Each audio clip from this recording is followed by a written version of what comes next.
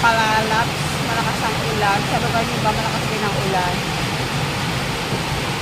At umalis ka dyan. Nagluluto tayo ngayon. Ano bang ulam nyo ngayon mga palalaps? So, ang ating ulam for today ay ito fried. Meron tayong fried tilapia.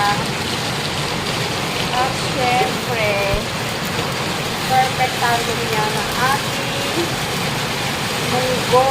Yan. Dahil hindi Friday tayo ay magmunggo mga palalaps. Happy Sunday! Ano bang ulam niyo for today?